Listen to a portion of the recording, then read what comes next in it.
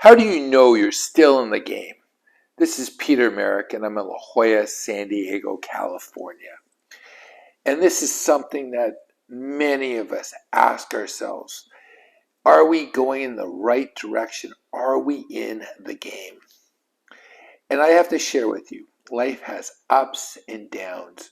One of my favorite books was written by an author who comes from San Diego. You know him. His name is Theodore Gessel. He used his middle name as his writing name, so you might know him as Dr. Seuss. In 1992, he wrote his last book. It was called Oh, the Places You'll Go. And he was brilliant. He could take the complex and make it simple. And he, in his last book, put together a masterpiece to future generations, sharing with them that life is to be lived, that there's going to be ups and downs, and you're going to get stuck, and you're going to move, and you're going to meet crazy people. And at the end, you're going to live your life, because that's all you get is your life. You are a spiritual being having a human experience. Every moment is an experience. It's to be lived and be present. Thinking about the past isn't going to do you any good or anyone else. Looking towards the future isn't real either. You owe it to yourself to exercise your free will. Listen to what life is telling you this moment. I learned that the hard way. You know what free will is? Finding out what you're called to do and going towards it. And your free will could be to reject it. And that means suffering.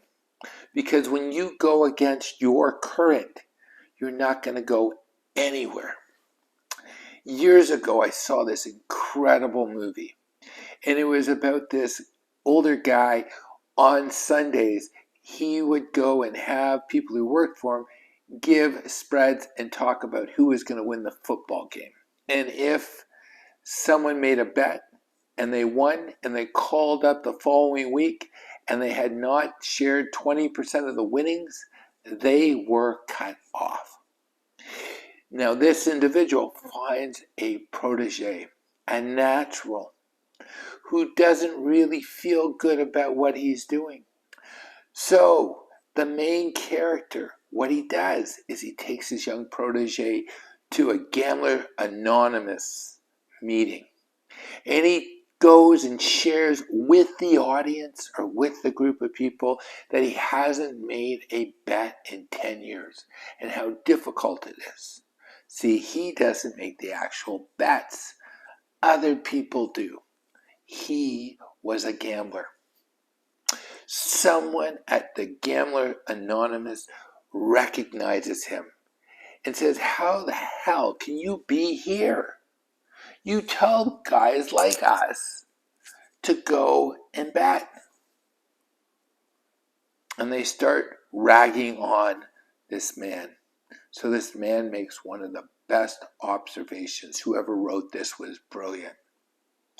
He looks at the group who have just been yelling and screaming at him, saying, you're a fraud. How can you be here? It's because of you and your company. We gamble. I've lost money, these people are yelling.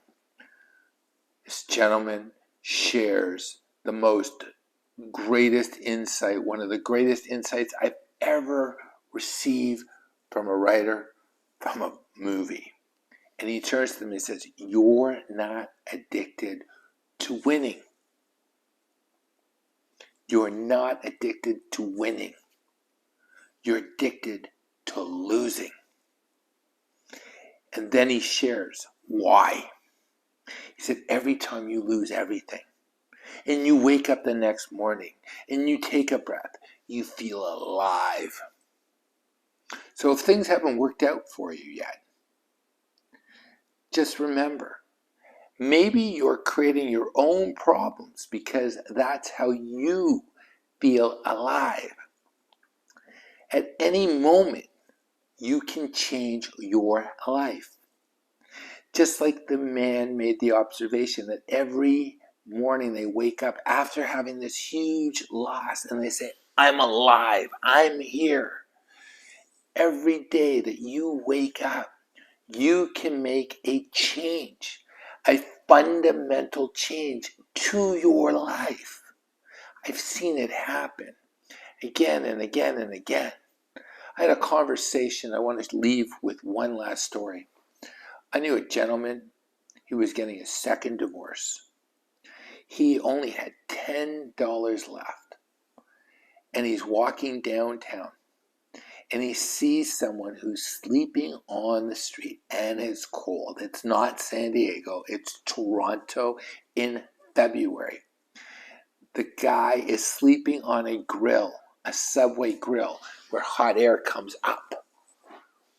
He takes his last $10 and he puts it in the man's jacket and he leaves. He doesn't tell the man he does it. He shared with me that he realized how bad his life was at that moment. It could be worse. And it was at that particular moment he changed his life.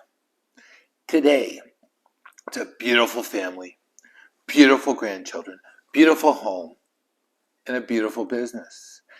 It was in that moment he made a decision.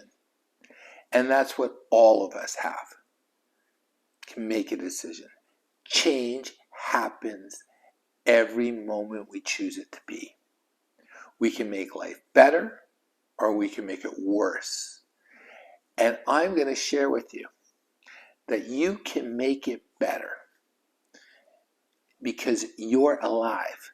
So how bad the world might seem, and I'm guilty of it, I've fallen into moods where I feel the world is not what I'd like it to be. How bad it might be, we can make it better.